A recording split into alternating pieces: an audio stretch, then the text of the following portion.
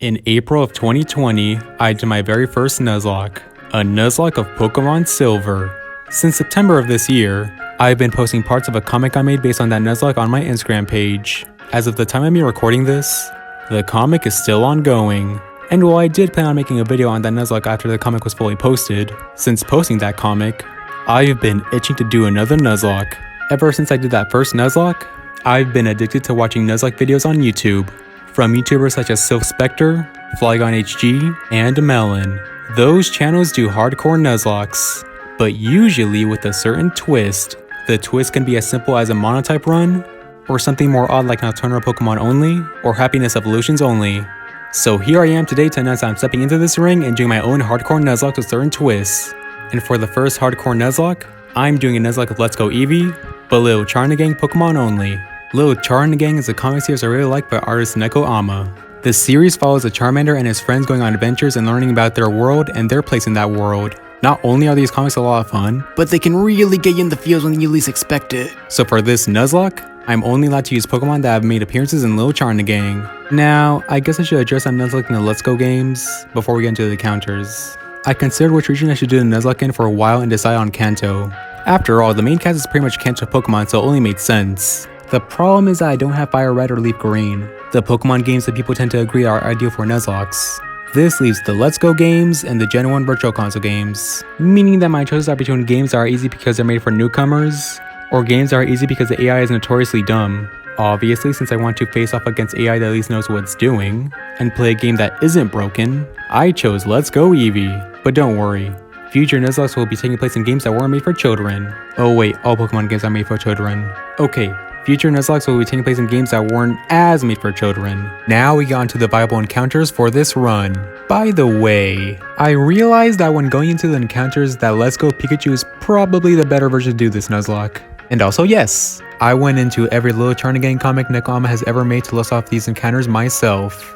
And I didn't think to look up a fan wiki or something until I got to the Haunting of Moss Creek comics, a comic series that was released in July of this year. So for starters, we of course have all the Kantosaurs for obvious reasons, and after that we have the entire Butterfree line, then Beedrill, but not Weedle and Kakuna. So I should mention that I'll be adding the rule where I can catch a pre-evolution of a viable encounter, but I just can't use that pre-evolution until it evolves. So if I catch Weedle or Kakuna, I cannot use them in battle until they evolve into Beedrill. But going back into our encounters, we have the entire Pidgeot line, Rattata and Raticate, Spearow and Fearow, then Pikachu but not Raichu. There's one point for Let's Go Pikachu being the ideal version. Pikachu can't evolve due to our rule set anyways, so why not use the Pikachu with boosted stats and perfect IVs. Then we have Sandshrew and Sandslash, who are Let's Go Pikachu exclusives, and here I should also mention that technically Alolan Sandshrew is also a viable encounter, but it involves trading and I'm not doing that. Next we have the entire Nidoqueen line, Nidoran Male Nidorino, but not Nidoking, Clefairy and Zubat, who cannot evolve.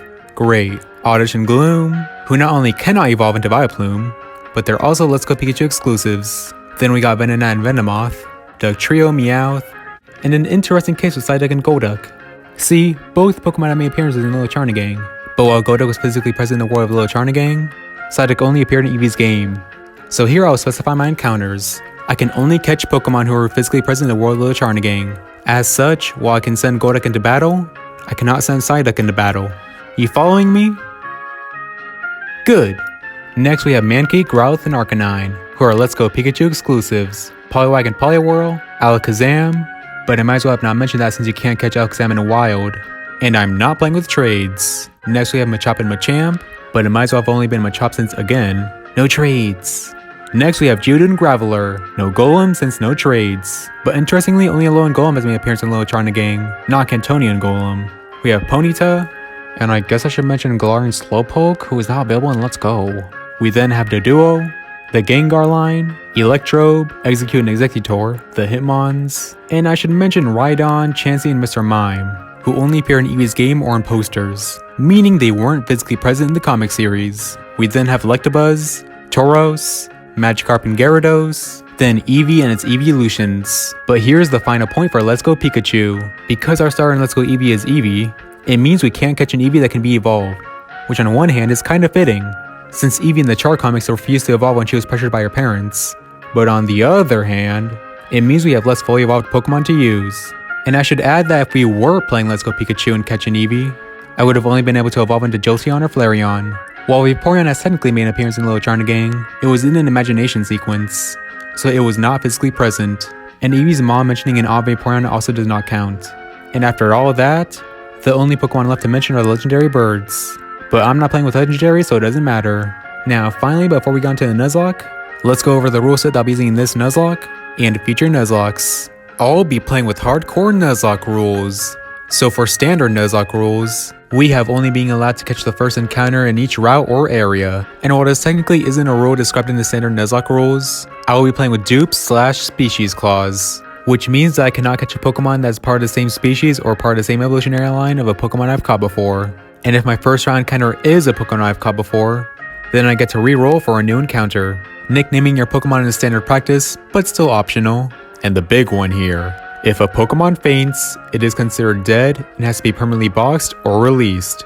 Now for hardcore Nuzlocke rules, the usage of items other than held items are banned during battle, so I can only use healing items outside of battle. My Pokemon's level has to be lower than or equal to the level of the next gym leader or highest Elite Four member's ace, but it's okay if my Pokemon level up past the level cap during the gym battle or Elite Four battle. Finally, I have to be on set mode. And for this run, we also have the extra rule that I can only use Pokemon that I listed earlier. So now, we get into what you've all been waiting for. The Nuzlocke. From here on out, the script is being written as the Nuzlocke goes along. So here we go. Oh, and I took a style choice to visualize the Nuzlocke for you guys. You'll see what I mean when we get to it. But it's time to find out if the vice principal of the Bayonetta Appreciation Club, me, can lead Little Char and his gang of merry men to victory in the face of a Nuzlocke, with a new design to boot. Let me know if you guys like this one or the old one better. Now without further ado, I pick my character and name my rival Repost, because nothing is more evil than reposting someone else's artwork without crediting them. So after getting through more of the game's intro, I catch my starter Eevee with a great throw. The Pokeball Sonic spins to Professor Oak's lab and I take my first Pokemon of the Nuzlocke, Jenga the Eevee. Slight spoiler for my Pokemon Silver Nuzlocke, but in that Nuzlocke, I named my starter Pokemon Monopoly. I came up with the name while walking around my room and seeing a Monopoly box left there after a family game night my family had the night before. It was the beginning of quarantine when I did this Nuzlocke after all. And so I've decided that I'm going to do a game night theme for the names of my Nuzlocke starter Pokemon. Repost chooses a Pikachu because he's a normie. Professor Oak gives us Pokedexes, and I'm off on my journey. Now I guess I should mention that, with a few exceptions, what I'll be doing in routes with viable encounters is looking away from my Switch to make my first encounter as random as possible. I do this in Route 1, and get Pidgey. While I catch it, I mess up the throw and don't get any bonuses, which will potentially be huge. Let me explain a mechanic in the Let's Go games that makes these games unpopular in the Nuzlocke community. These games have different experience mechanics than other Pokemon games. These games encourage people to catch them all, and took out wild Pokemon battles, and even reduced the amount of experience trainer battles give you. So from here on out, I need to make sure I get as many catching bonuses as I can. But anyways, back to the game. I named the Pidgey McRebirth, which might actually be a spoiler for my Silver Nuzlocke, but oh well. Repost challenged me to a battle. It's Jenga versus his Pikachu, and Jenga displays his dominance by immediately landing a critical hit after a tail whip. While Repost's Pikachu does survive, victory was pretty much already decided, and Jenga even lowered up to boot. Jenga also obliterates youngster Ronnie's Rattata. I decided to focus on getting experience for Jenga for the time being, since McRebirth isn't going to be all that helpful against Brock. On Route 22, we rematch Repost, who is slightly stronger, but is still stomped by Jenga, which earned him another level up, along with McRebirth. On Route 22, I also catch a Nidoran female. The funny thing about Nidoqueen in the Char comics is the Nidoqueen is apparently Spanish. Nidoqueen even throws a chancla at Nidorina, which as a Latino myself, made me chuckle. And so I gave Nidoran, who will eventually evolve into a Nidoqueen, the most fitting name I could think of, Mother in Latino Family. Which didn't fit, so I just named her MILF. We now reach Route 2, the destination of our next encounter. I catch a Weedle, which if you remember, I'm not allowed to use in battle until he evolves into a Beedrill. I name her Jerry Signfee, since Sidefield didn't fit. Viridian Forest is the first area where I'll be going for a specific Pokemon. This is the only area in the game where you can catch a Bulbasaur in the wild. So if I don't get one here, then I'll have to wait until I catch 30 Pokemon for a woman in Cerulean City to give me a gift Bulbasaur. After waiting about 5 minutes, I catch a huge Bulbasaur, giving me a size bonus. I name the Bulbasaur Olimar and move on. I also took this time to check my Pokemon's natures, and here's what I got. Modest for Jenga, which is not ideal. Brave for Mick Rebirth.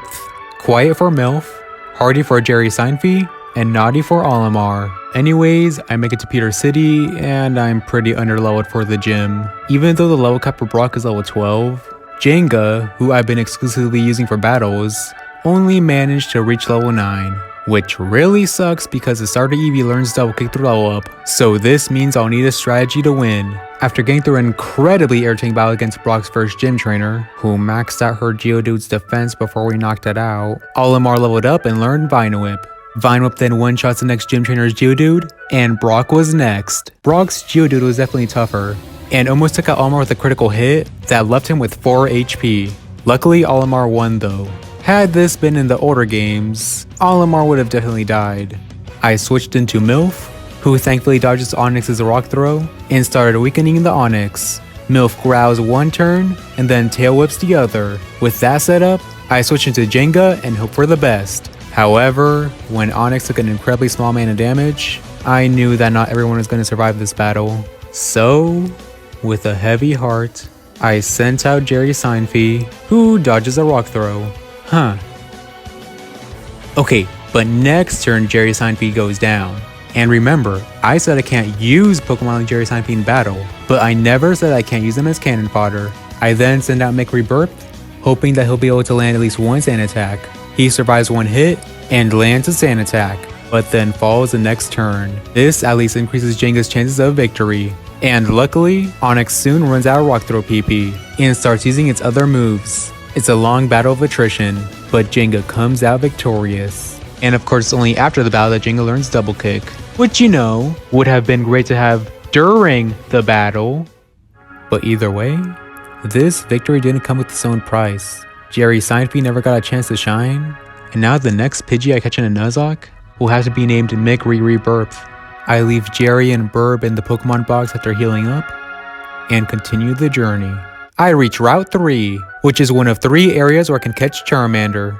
I use one of the lures I got earlier and wait, but not for too long because the Charmander spawns literally right after. I catch it and name the quirky Charmander Fiona, because I don't know if the dragon from Shrek has an actual name. And before battling the remaining trainers in Route 3, I buy Magikarp from the Magikarp salesman and name her Gemma Dos Uno. I then go to Rock Tunnel where a new encounter and Team Rocket wait for me. Speaking of Team Rocket, Jesse and James actually saved me from encountering a Zubat with their cutscene. Thanks guys. I run into a Geodude and catch it, naming her Terra. She even has a careful nature which is only beneficial. And I find a Moonstone. Then on my way through Mount Moon I took the Helix fossil. I knew that if I didn't tell you what I took, you'd all ask. Actually, now that I think about it, everyone asks anyways. Comments are good for the YouTube algorithm. Then in Route 4, I close my eyes yet again and call Gary the Psyduck. But remember that I can't send Gary into battle until he evolves. And when I reach Cerulean City, I meet a move tutor who can teach Jenga some pretty broken moves. However, I opt not to teach Jenga these moves. What I'll do is if things go bad later in the Nuzlocke and Jenga is still alive, then I'll teach him these moves. But for now, no. I face a frantic Riposte who is just as easy as before, especially since Terra knew Stealth Rock. Before facing off against Misty, I went through Nugget Bridge and routes 24 and 25 for some extra experience, since my team was still pretty underleveled. Along with that, we would have another encounter in these routes. And in each of these routes, I have a chance at catching Squirtle, the final Kanto starter, and the missing gang member. One lure and about 2 or 3 minutes of waiting later, I get my hands on Tommy Pickles the Squirtle, and add him to the team, replacing Gemma Dos Uno. I guess here I should mention a rule that I added. I'll be able to have all 3 of the Kanto stars in my team until they are fully evolved. When the time comes, I will only allow myself to have 1 fully evolved Kanto starter at a time. But speaking of evolving, after catching Agility the Venonat, Olimar evolved into an Ivysaur. So I am much less worried about Missy than I was with Brock. After clearing out Route 25 and helping Bill turn himself into a human again, I headed to the Cerulean City Gym. And while battling Missy's gym trainers, both Milf and Fiona evolved. I started the battle by leech seeding and sleep powdering Psyduck, and knocked it out before it could wake up. But when Starmie came out, I switched out to Jenga and used Bite onto Starmie. But thanks to Jenga's minus attack nature, I had to pivot a bit with Fiona and Olimar. But the team was able to come out victorious, with Tommy Pickles' evolution cementing this. On Route 5 I caught Ratatouille the Rattata. Shout out to the homies who get the joke. I left Gary in the daycare and went off on my way. Then Riposte gave me some revives. Thanks, buddy. On Route 9, I battled Picnicker Nancy who gave us this glorious frame. But speaking of Route 9, since I'm not playing Let's Go Pikachu, no Pokemon here are viable encounters. So I'll have to go on without any new team members. But either way, I headed off to Diglett Cave and managed to catch a Dugtrio that I named Eddie. However, I chose not to add him to the team. I've been growing pretty attached to the team we have already, even if I can't have all 3 Kanto Stars once they're fully evolved. Plus, I taught the Dig TM to most of the team, and we already had a ground type in Terra. And since some of you are probably wondering why I haven't fully evolved MILF yet, I decided to keep her as a Nidorina until she learned to crunch at level 39. And to break character a bit, I'll later explain why I did this, and why it was a waste of time. Either way, SSN time. Repost tried to stand in my way, but it went about the same as last time. Alright, chop down technique. Now time for Surge. Though I did battle Mina outside of the SSN, and while she definitely roughed up my team a bit, we still won. I did the Vermilion City Gym puzzle, and was up against the Lightning American. Terra was more frail than expected, and just barely knocked out Voltorb when Raichu came out. I sent out Olimar, who I forgot to teach Doug, but with the Leech Seed Sleep Powder combo, he came out on top anyways. Then one dig from Jenga took out Magnemite, and the badge was ours. In Route 10, I stood in the middle of a grass patch and let an encounter walk up to me, which was a mistake because a Nidoran male walked into me right as a Fearow spawned. Welp, welcome to the team, US Healthcare. Cause you know, it's probably gonna be useless. Luckily my next encounter was a Fearow anyways, so here's anime. I beat a Rocket Grunt and went into Rock Tunnel. Here I decided to switch Terra out for agility.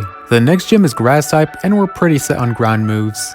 In Rock Tunnel my only viable encounters were Machop and Zubat, neither of which can evolve due to our rule set. I just caught the one I ran into first, which was fodder to the Machop. Anyways, I made it to Rock Tunnel, with there being not 1, not 2, but 3 times where Jenga just barely did knock out their opponent with 1 shot. Freaking modest nature. And by the way, this was a common occurrence throughout the entire run. When I got to Pokemon Tower, MILF sneezed on Repost or something, then his Pokemon were defeated. After leaving Pokemon Tower because of the ghosts, I went off to Route 8, and luckily I knew ahead of time to watch out for the gamers/gamblers since their Pokemon know one-shot moves. Then when I reached the Celadon department store, I bought the Shadow Ball TM to teach Jenga. I also had this glorious exchange. Maybe this is where the Vaporeon meme came from. Erica wasn't a big problem for the combined efforts of Agility, Olimar, MILF, and Fiona, who recently learned Dragon Rage by the way. And with the Rainbow Badge in my hands, and the Mega Drain TM that gave Olimar an actually useful grass type move, I headed for the Rocket Hideout to save Cubone. I switched Terra back with Agility to better handle Team Rocket's many poison and normal types, especially since my Silver Nuzlocke taught me to be careful of coughings and wheezings. And it's a good thing I did that because Terra reached level 25 and evolved. And by the way, did you guys know that Jesse and James will have a conversation if you walk back and forth to them when you're controlling Eevee? Unfortunately, I only got the tail end of the conversation, where they just repeat the same few lines by the time I thought to record it. But they'll first talk about how their Pokemon just evolved, how Giovanni's Persian has Fake Out, and then we'll comment about Archer and his Golbat. It's pretty cool when you replay a game and learn something new like this. Anyways, we defeated Archer and Giovanni, and used the newly unlocked Skydash to check up on old Gary. He only got to level 23, but hey, it's better than nothing. Though I ended up putting him back in the daycare anyways, so I honestly don't know what I'm doing here. I went off to Pokemon Tower, and used the Silph Scope to show that the ghosts were, in fact, ghost Pokemon. While I wanted to catch a Haunter for the better experience, I ended up getting Majora the Ghastly, who at least gave me a size bonus, and then a Hunter literally spawned right behind me. Yup. Then in the journey up, Olimar fully evolved into a Venusaur. So while that's good for now, remember that when Fiona and Tommy evolve, I'll have to start boxing them so that we only have one fully evolved starter at a time. But after that amazing cutscene between Cubone and his mom, we went up, beat up Jesse and James, and got the Pokeflute from Dr. Fuji. With the Pokeflute, I woke up the Snorlax from Route 16, but ran from it since it's not a viable encounter. What I did catch was Duododo the Doduo. Then on Route 17, I caught Burnpona the Ponyta. But neither of these Pokemon can evolve due to our rule set. Anyways, I got to Fuchsia City, but there was a problem regarding the gym. See, in order to challenge Koga, you need to have caught at least 50 Pokemon species. So in this case, I have to break the 1 capture per route rule in order to challenge the gym, which is somewhat good since at least it means I can get more experience for my underlevel team. So what I'll do is catch any remaining encounters I can get right now, which I can do more easily thanks to the Sea Skim technique, and then catch other Pokemon to reach the 50 species minimum. But I'll release the Pokemon I'm not supposed to have, and also sell the candy I get from those Pokemon. Well, I only got to catching Sun Gun and Magnemite when I realized I should do Silph Co before catching any Pokemon. Let me explain. Before challenging Sabrina, the Saffron City gym leader, you have to clear Team Rocket out of Silph Co. Not only would this already give me some extra experience, but I have to be careful because Koga and Sabrina have the same level cap. So even when I get Koga's badge, if any of my main squad end up over level 44, by the time I get to Sabrina, then I'll be in trouble. So off to Silph Co. In Silph Co, I started off by battling Blue. Even though he only had 2 Pokemon, they were higher leveled than most of my team. But I came up with a plan. I had Jenga, who knew Shadow Ball, take on Exeggutor. Then after Exeggutor hit Jenga with a Power Whip, I switched into Olimar, who set up Light Screen. Then to Fiona to finish off Exeggutor. Finally, when Charizard came out, I switched into Terra while the Light Screen was still up, and one-shot Charizard with Rock Slide. And after the battle, Tommy Pickles evolved into a Blastoise. While I was happy, remember that I would only allow myself one fully evolved Kanto starter at a time. And so, since Olimar was going to be more helpful against the upcoming Koga fight, I decided to leave Tommy in the daycare and took in Gary. Then I used a rare candy and leveled up Milf enough to finally learn Crunch, so that I could evolve her. Listen, I'm not entirely sure why I waited this long for Crunch either, okay? Especially since Milf's nature makes her special attack higher than her attack. But you know what? I basically committed at this point, so I don't care. And again, I'll explain my original thought process for doing this later. Anyways, after a battle with a single Rocket Grunt, Fiona evolved into a Charizard. Then after thinking it over, I decided to swap out Olimar for Majora. This way I won't have 3 poison types. I used a rare candy to evolve Majora and we were set to go. The journey up was pretty uneventful, other than me almost losing Majora to Eradicate Sucker Punch. Though funny enough, I accidentally went up to the room where your rival will hold up Archer so that you can challenge Giovanni. But instead of doing that, I just went back to clear out the rooms I missed. So keep up the good work, Repost. Before challenging Giovanni, I decided to swap Olimar back in. Thanks to the Jesse and James fight, Gary reached level 32, so one rare candy later and he evolved. A Golduck? Gary the Golduck! By the way, I originally named Gary Bill, after a Golduck I had in an old Platinum playthrough. But when I thought of this joke, I immediately changed the name. Totally worth the wait. Then Giovanni was a cakewalk for Terra and Olimar. Now it's Koga time. I caught the extra Pokemon I needed, which include Hitmonlee from the Fighting Dojo. In the chart comics that the Hitmons appeared in, Hitmonchan got a smug look on his face when the two overheard a conversation between a Poliwag and a Poliwhirl about punching. As such, I am gonna give Hitmonlee the chance to prove that kicking is a supreme form of combat. Welcome to the team, Buns and Thighs.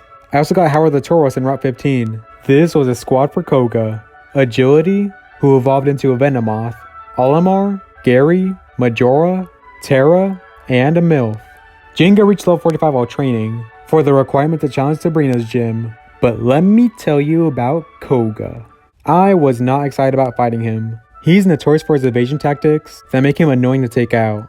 I even lost Majora while fighting one of his gym trainers, which only cemented my hatred for Koga and anything involving him. Anyways, I brought in Buds and Thighs. Koga was definitely annoying with his strategy of repeatedly using Protect every other turn, but the team pulled through. And just like every incarnation of Koga, he and his poison Pokemon were more annoying than difficult. But anyways, I was left to swap around my team again. You see, as I mentioned before, the level cap for Koga and Sabrina are the exact same level. But luckily, Koga, the prick, gave me an idea. I taught Tommy Pickles Toxic and Protect. And I think you can see where I'm going with this. But as I was getting through the trainers I left in Route 14, one of the fishermen killed Agility with a critical hit from their Kingler's Crab Hammer. Well, anyway, since I caught a bunch of Pokemon, I decided to get the judge function. For the most part, my Pokemon had average IVs, usually having a 2-star ranking. But here are some notable things I saw. Olimar has a perfect defense IV, Gemadosuna has a perfect attack IV, along with all the other stats being good or fantastic. Buns and Thighs was the same, just with his perfect stat being his speed stat. And guess what? Agility, who remember, just died, had a perfect HP IV, and all her other stats were good, with just one okay stat. Yeah. In the Saffron City gym, I cleared out all the gym trainers and got ready for Sabrina. So starting with Mr. Mime, Gary used Toxic and Brick Break. The plan was for Gary to set up Light Screen, then Toxic, and then Brick Break to destroy any Light Screen or Reflect Sabrina tried to set up. Then when Slowpoke came out, well, unknowingly Sabrina kept using Yawn, so I had to keep swapping out Pokemon. Slowbro ended up getting off 2 Calm Minds, while I had Stun Gun set up Light Screen, and Tommy poisoned Slowbro. We went back to the Yawn game, until Sabrina caught me by surprise, and one-shot Stun Gun with Surf. Luckily, Gary was able to come in and finish the job, along with Jinx. Then up against Alakazam, I sent out Tommy, who used what we learned from Koga, the prick, and Toxic stalled Alakazam. Stun Gun was avenged. I then traveled to Cinnabar Island to fight Blaine, aka the best Kanto gym leader. Not the hardest gym leader, but the best one. I mean, they put glasses and Blaine's mustache on the gym statues. After Blaine said the funny thing, Terra started the battle by setting up Stealth Rocks.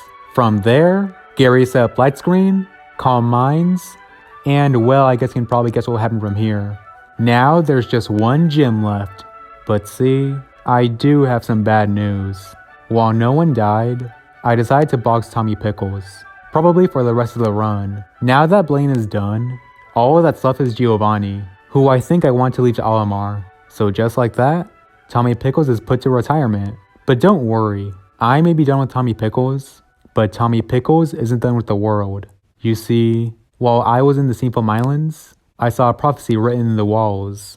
In hundreds of years, when the Pokemon world runs out of resources, just as Chairman Rose predicted, people will cry out for a savior.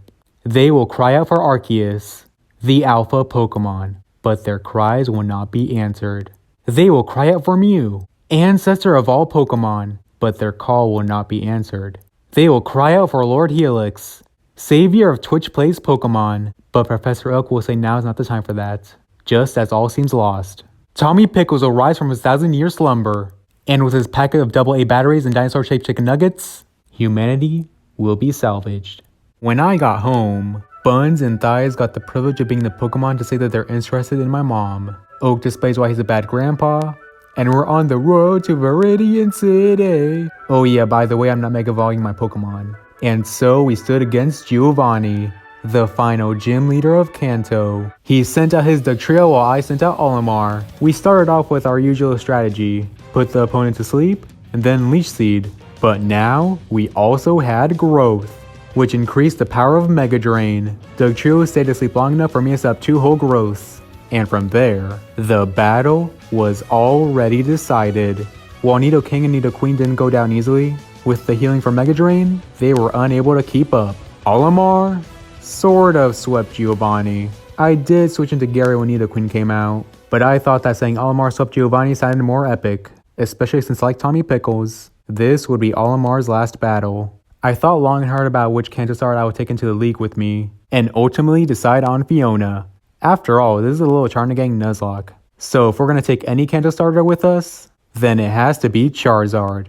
But this doesn't change how important Olimar and Tommy Pickles were to the team. So far, we've suffered 5 deaths, and there likely would have been more casualties if it wasn't for Olimar and Tommy Pickles. The rest of the run is for you two. But anyways, here's the team we're entering Victory Road with. We of course have our starter Jenga, Milf, one of the 3 Mons who survived the Brock battle, Fiona, who's kind of the mascot of the run, Terra, who's been such a great help even though she's not fully evolved, Gary, the semi-aquatic mammal of action, and finally Buns and Thighs, who's here so we don't have any overlapping types. I went off to enter Victory Road, but not before Repost challenged us to a rematch. And I kid you not, this was one of the most frustrating battles of the run.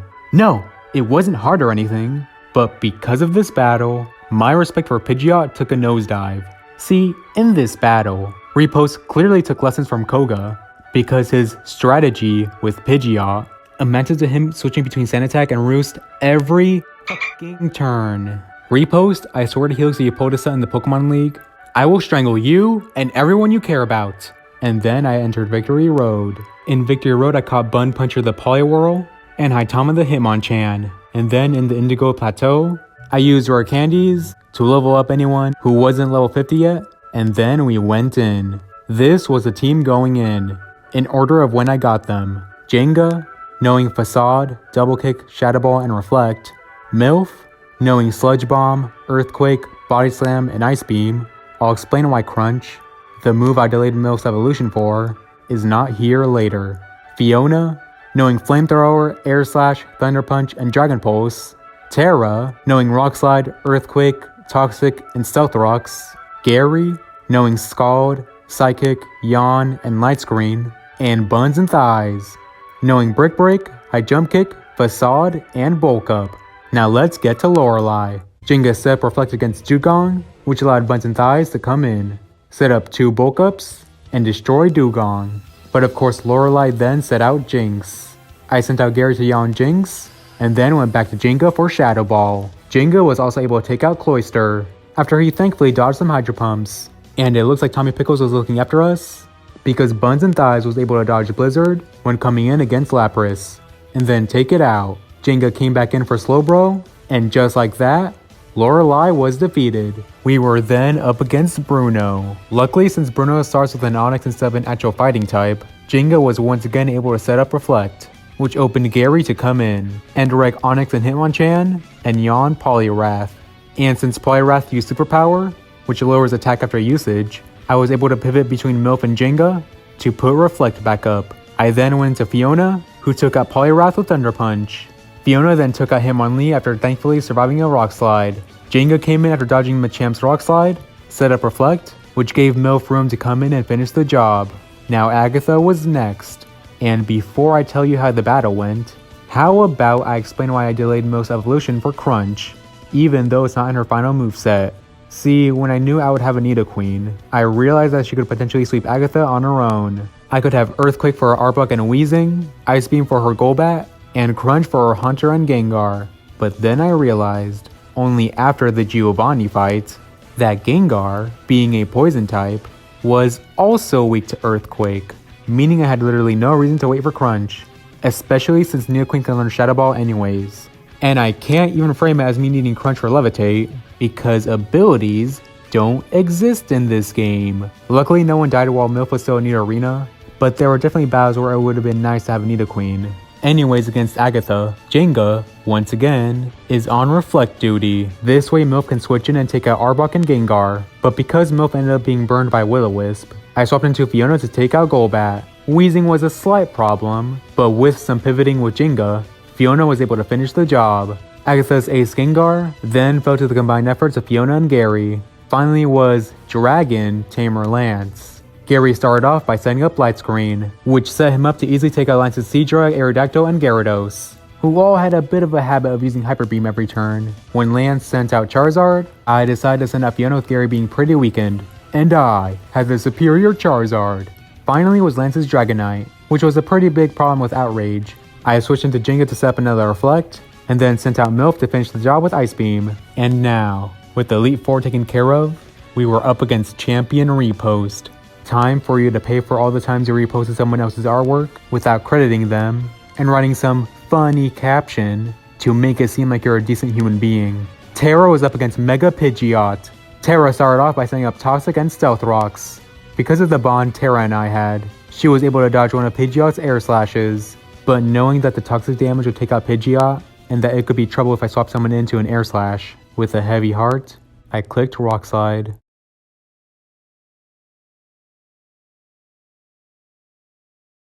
But Tara toughed out the Air Slash and lived on 1 HP. Maybe it was the bond we shared since Mount Moon, or maybe Tara had a chip on her shoulder ever since Pidgeot's Sandatax shenanigans. But Tara was able to then hit Rock Slide after all, and after a stunt like that, how could I let Tara go? So when Vileplume came out, I swapped into Fiona, and while she did get hit with Solar Beam, Flamethrower took out Vileplume. With Raichu up next, I switched Milf into a Thunder, and after tanking an Iron Tail, Milf one-shot Raichu with an Earthquake. On Slowbro, I swapped into Gary to set up Light Screen and Yawn.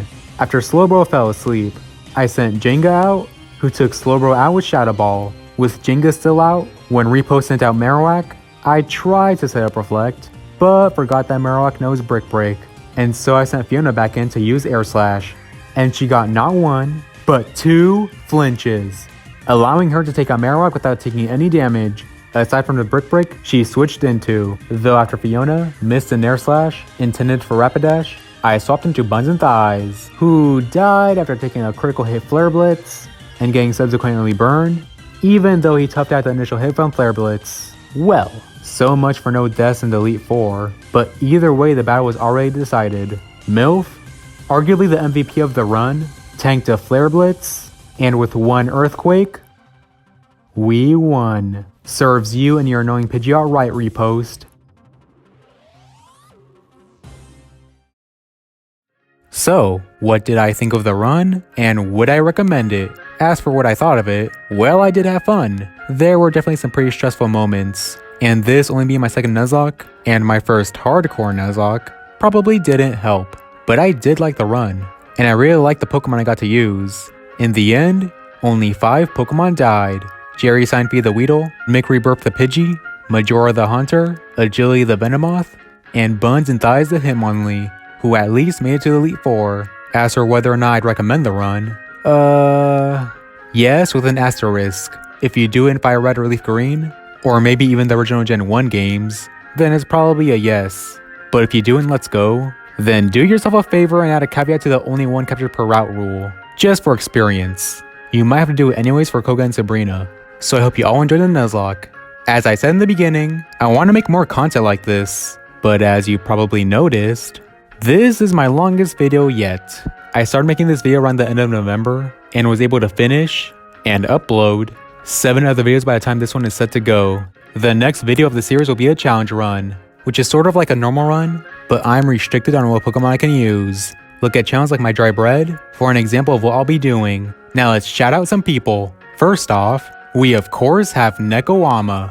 I mean, this was a little Charming Gang Nuzlocke. JC Broken Light, whose channel I found while doing this run. I think I had just done the Rocket Hideout when I decided to look up other Let's Go Nuzlocks. And since I bet took any screenshots of my Nuzlocke, I took screenshots of her art lock. So sorry about that, JC. And finally, I want to shout out So Spectre, Flygon HG, and Melon again, since they inspired me to start this series. So check out all these creators when you can. A link to their YouTube channels and Nekoama's Twitter is in the description. But anyways, I hope you all enjoyed the video and look forward to this series. Have a nice day.